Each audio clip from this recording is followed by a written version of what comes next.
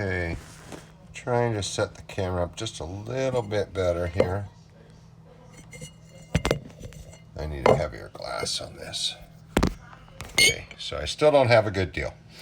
But this right here is a loaf I just made. I still need to stretch and fold this 2 more times in the next 15 minutes. However, I'm going to go ahead and start from scratch how I make my next loaf. So I'll just put that over here, and this is going to get stretched and folded in the next, well, it's been about 5 minutes, so in about 10 minutes, about the time I get done with this process. So this is about 14 ounces, 13 to 14 ounces of warm water. It's not hot, it's not lukewarm, it's just not cold is the whole thing. And this is my sourdough starter. So I've got a lot of good sourdough. It's real bubbly, and it's been sitting out since last night. I keep it in the refrigerator when I'm not using it. I'm going to use about 1/3 of a cup.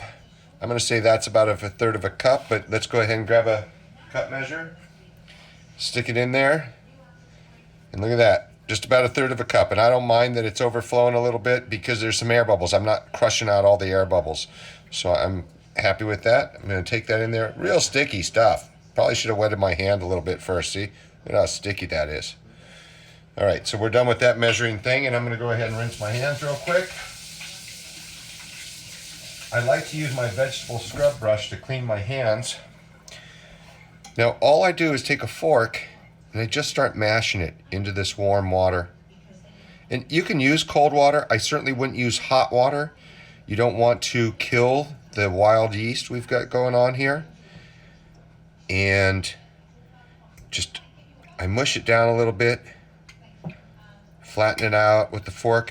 Then I go through and kind of chop it a little bit and see how the water turns nice and milky. That's a good sign. Okay, so there. See, it's just starting to fall apart. So usually at this point, after a couple more presses on it, I'll actually let it sit in there. Not trying to beat it up with a whisk. I don't want to damage any proteins that are growing. I just want to kind of massage it into a liquid.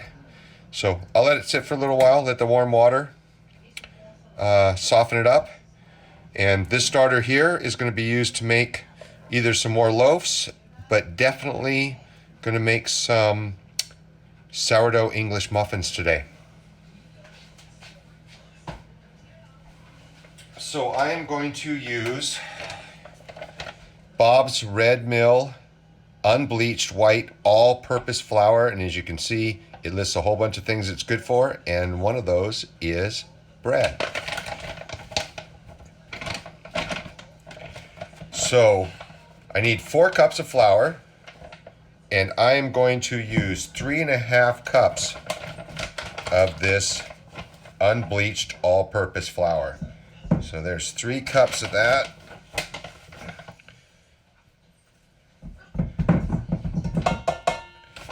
And slide that into view. And now I need my 1/2 cup measure, which is already in the bag of the whole grain, whole wheat, whole stone ground, good stuff. And I am going to use just a 1/2 cup of this. Now my sourdough starter is made with this. This is the flour that I've used to make it. So there's some good natural yeast in this. You can go with more. I've gone as much as 2 cups to 2 cups. It makes a thicker, denser, less airy bread.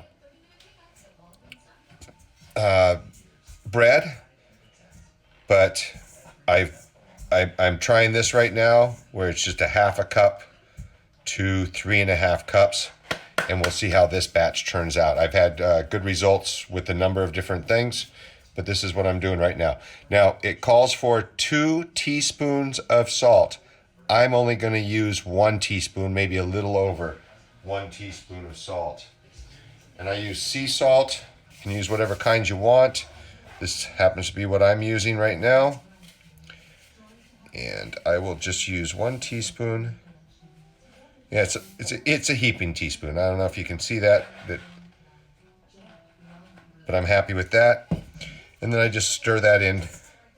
No need to sift it. This is pre-sifted flour. You can sift if you want to. You can weigh if you want to.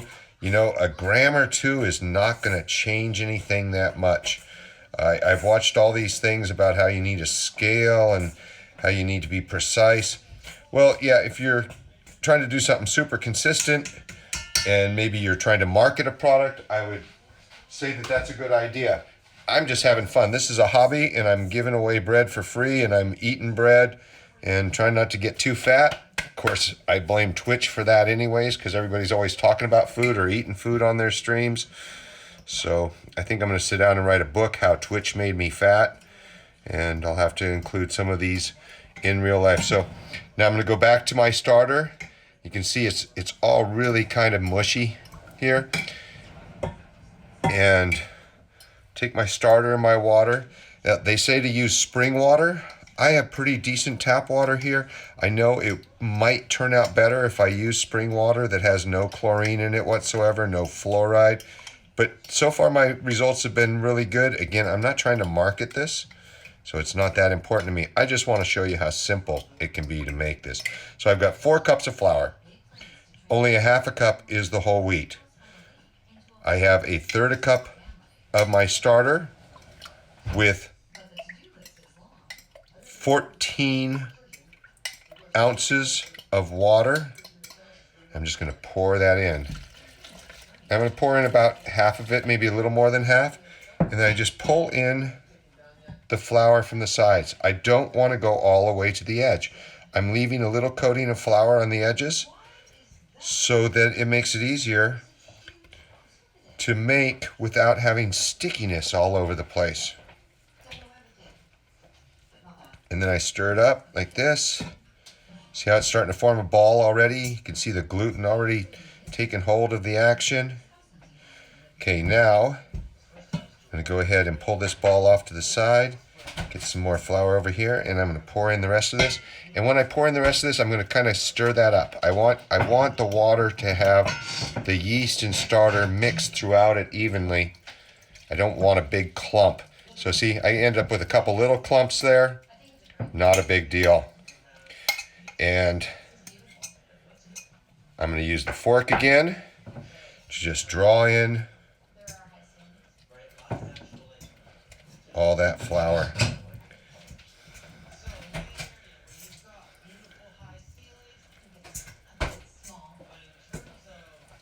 One of the reasons I think people weigh their flour out is because you can often forget how many cups you put in. So let's say you're doing a double batch and you've got to put in 8 cups. You'll be sitting there going along, and then someone will say from the other room, "Hey, did you pick up that item I needed you to grab from the store for me?" And you go, "Oh, was I on 6 or 7?" So I guess, that's why people like to weigh. It's more precise. Obviously, if you were taking it to the farmer's market and marketing it. All right, I'm actually going to wet my hands a little and just start forming this into a ball. And I want to incorporate the last of that little dry flour on the bottom. Now, I am mixing in a metal bowl, but because metal bowls are reactive, I will not be leaving it in this. So I have a glass bowl that I'm going to transfer it into, and I will most likely spray it with a little bit of spray olive oil. Okay. So I might have just a little too much water in this one. Not sure why it would be any different than the last loaf I made. Feels a little wet. Looks like to be the same size though. You can see it's the same size, it just seems a lot wetter.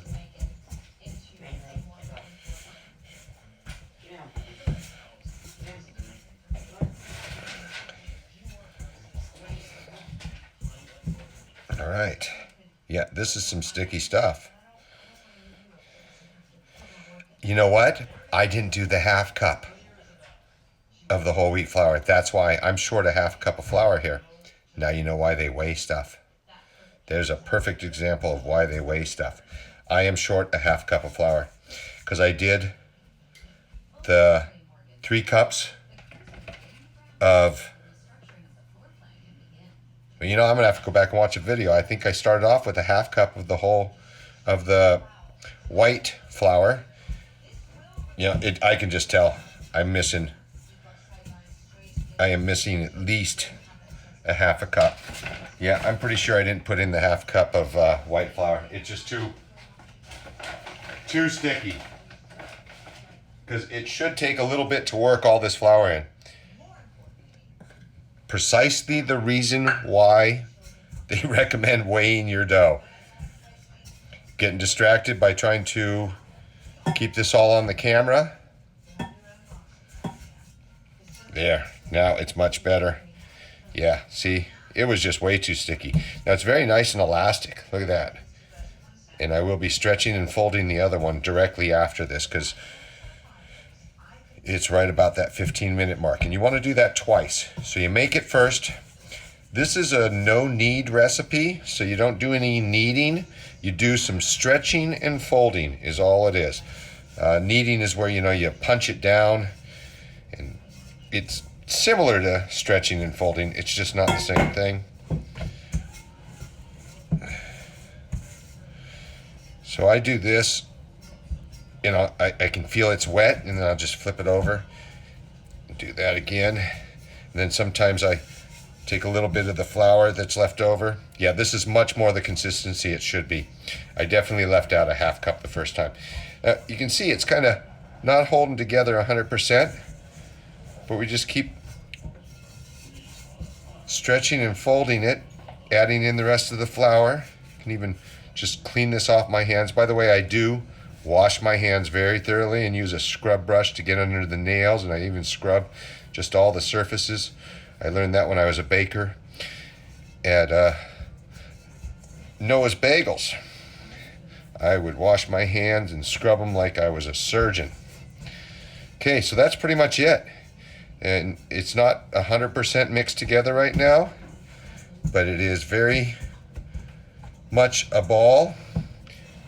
And now I will transfer my new mother. So this is the new mother that I made. See, and I'm actually going to transfer it into the bowl that I stored in. It's almost like a crock. So I'm just going to take this and roll it down, and I've already sprayed this bowl. I might leave this out for another hour. It's been out for about 3 now. I like to leave it out for 4. It's got bubbles in it though. I mean, if I split it open, you'll see the bubbles in there. So it's good stuff. But I'm going to take it and little spray olive oil. Pop that in there, that way it doesn't stick to the pan. And then I just cover it loosely with plastic. You can get a crock or a sealed container, but this actually works just fine. So there's the new mother, and I'm gonna let that rise in a little bit more. Crush it down one more time and put it in the refrigerator and store it till the next time I need it. So this bowl here is actually fine for me to put this in. So there. Now we've got 2 loaves going on. So now I'm going to go back to this one. So with this, I want to clean my hands a little bit better, and I want to have water on hand. And I'm just going to stretch and fold this. It's a pretty simple process. And I've seen videos and I've read things about how complicated making sourdough bread can be and how some people get frustrated. Well, for me it seems fairly simple so far. I'm sure I'll have some hiccups and some disasters, but this recipe is working out pretty good. So I just dip my hand in the water and I grab the sourdough and I stretch it and fold it in, and then I do it again, stretch it and fold it in. Okay, and then after this one, see, I'm going to stretch it out, fold it in. I'm going to dip my hand again. And that way it doesn't stick. You can see there's some stuck from the other process, but that's okay. So I'm just stretching and folding. And this is going to get rid of all those little dry pieces. And it also encourages the gluten to do its thing. I don't know what I'm talking about, but it's still fun to talk. Okay, so that's it. So you just do this for, I don't know, 30 seconds to a minute. And then I'm going to take it and roll it over. So that's it for now, because this other one is going to sit for 15 minutes before I do that same thing. Then I'll do both of them. Then I'll do that one again. Then they're going to sit out until tomorrow, when I will bake them tomorrow morning. So that's it for now. Ride her out. Okay, how come I can't get the shutdown? There we go. Ride her out.